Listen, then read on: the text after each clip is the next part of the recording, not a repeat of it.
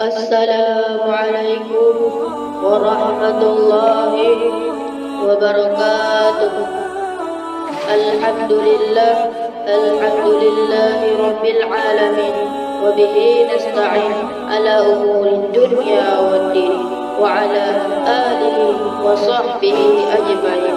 Amma ba'd. Segala puji bagi Allah yang telah memberikan anugerah, nikmat dan karunia-Nya secara terus-menerus dan berlapis-lapis di setiap waktunya. Dia yang maha hidup, selalu terjaga dan selalu menatap kehidupan hamba-hambanya. Pemeliharaannya mencakup bumi dan seisinya. Pemberiannya tak terhitung dan tak terkira. Tak ada ungkapan yang cukup untuk menggambarkan keagungan dan kemuliaannya.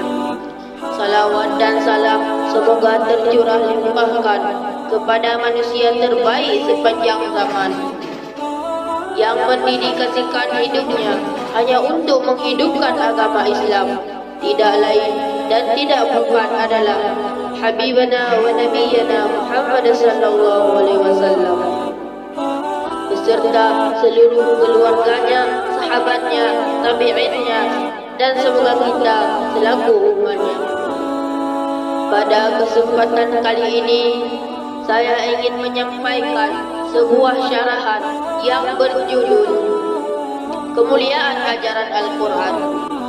Hadirin forum Dai Milenial dimanapun Anda berada, telah kita ketahui bersama bahwasanya Al-Quran adalah firman Allah yang diturunkan kepada umat manusia melalui perantaraannya, yaitu Nabi Muhammad sallallahu alaihi wasallam.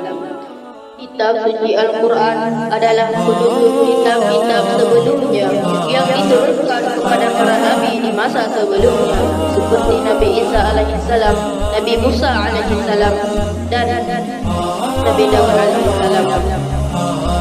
Kitab suci Al-Quran menjadi penyempurna kitab-kitab sebelumnya, seperti kitab Zabur, Taurat, dan Injil.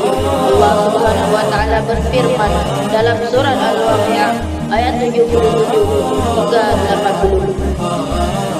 A'udzu billahi minasy syaithanir rajim.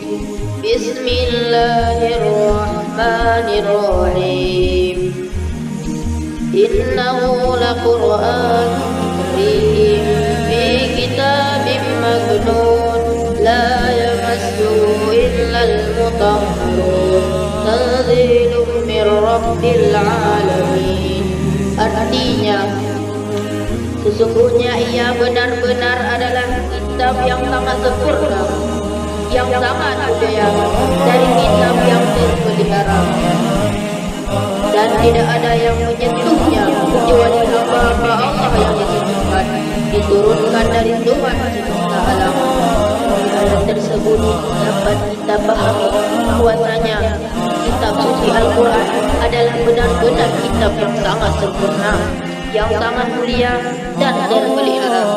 Tidak ada yang menyentuhnya kecuali hamba-hamba Allah yang disucikan. Kitab suci Al-Quran adalah petunjuk tentang bagaimana manusia hidup. Keberadaannya mengarahkan kebahagiaan duniawi dan ukhrawi. Berbagai rahasia keilmuan dan kehidupan terdapat di dalamnya.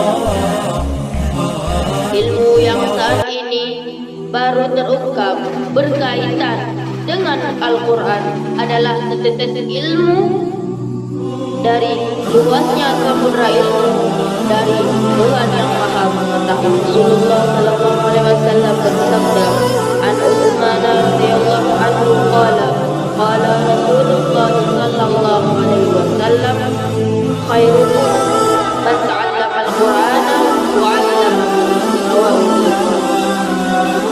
Dari Utsman bin Affan radhiyallahu anhu, Rasulullah sallallahu alaihi wasallam bersabda, sebaik-baik kamu adalah yang mempelajari Al-Quran dan yang mengajarinya.